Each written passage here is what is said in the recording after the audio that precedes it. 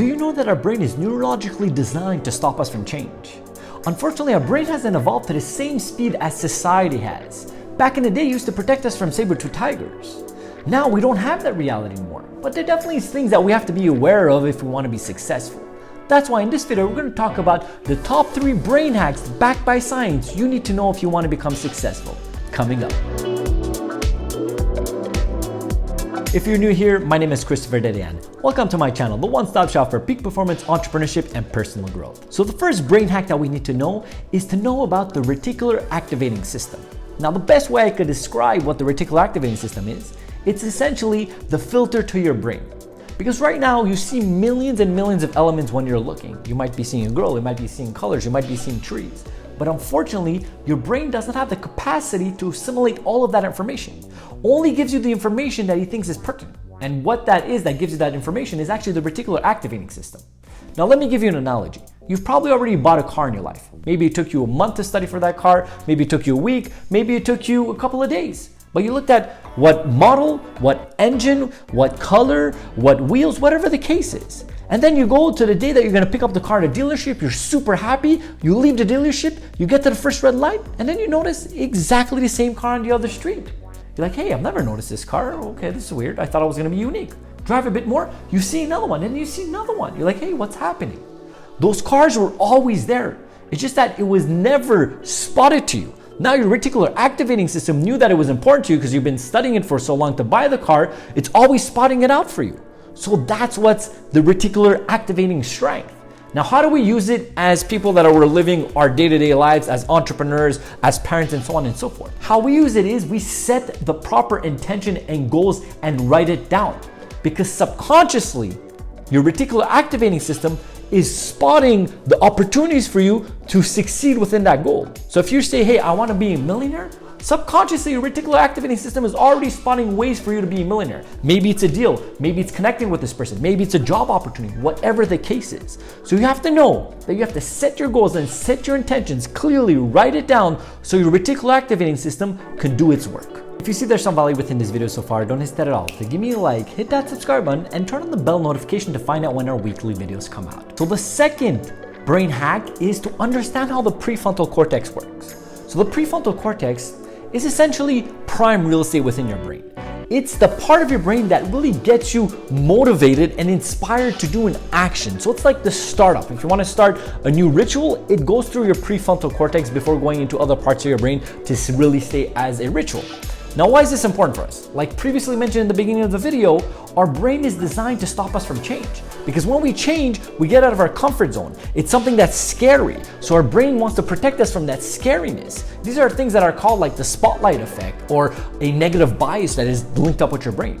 So what we want to do is turn that off and activate our prefrontal cortex for us not to overthink, get in that negative mindset and go towards the action itself.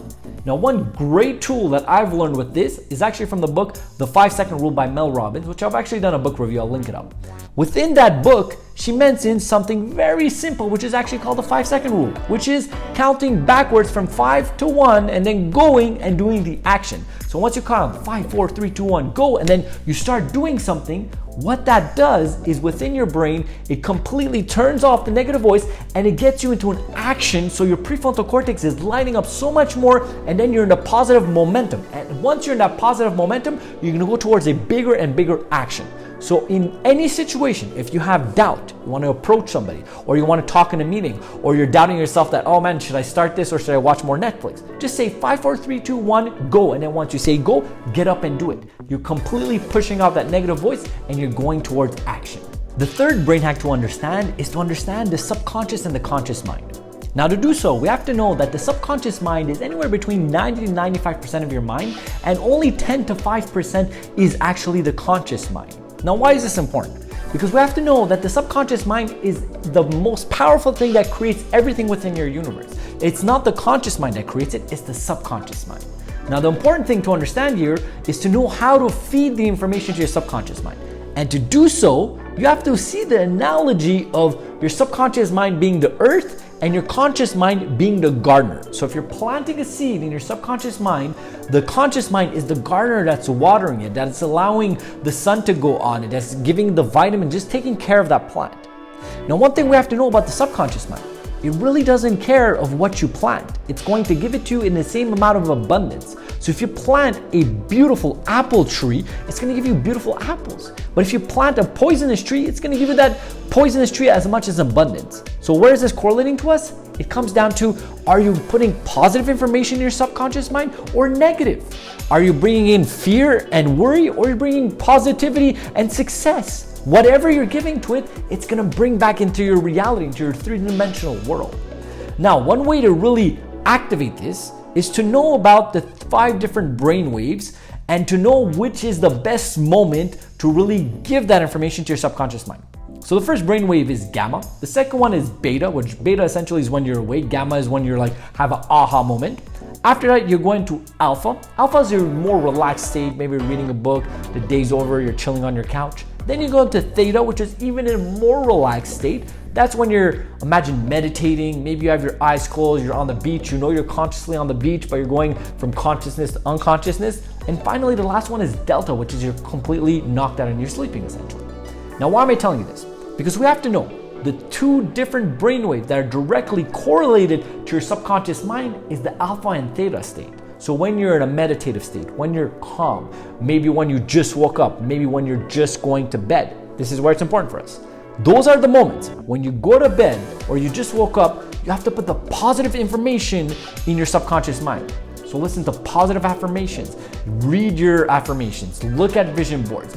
Even when you go to bed, one thing that I do and give my coaching clients to do as well, start imagining and creating a life for you, like a vision for you that you want to live.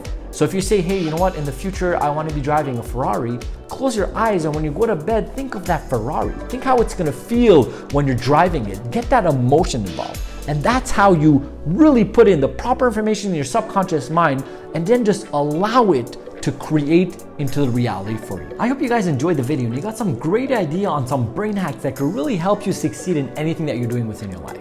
This is one of the topics that I thoroughly love. I'm extremely passionate about brain science and the biochemistry that's linked up with it. I'm gonna invite you guys to go actually study anything that Dr. Joe Dispenza puts out if you guys wanna have more information on this. I've actually done a book review on one of his books called You Are the Placebo. I'll link it up, you guys can go check that out as well. Furthermore, the question today is, what brain hack have you used and you've saw some great results from it? Comment that down below. I would love to see what the community is gonna say with that question in itself. Furthermore, there's some videos over here that could interest you. The first one is on my Peak Performance Mindset series. Over here, you have my entrepreneurship series. Over here, you have my book review series, and you have my profile picture. You guys can click, subscribe, and join the family. I hope you guys have a blessed and grateful day.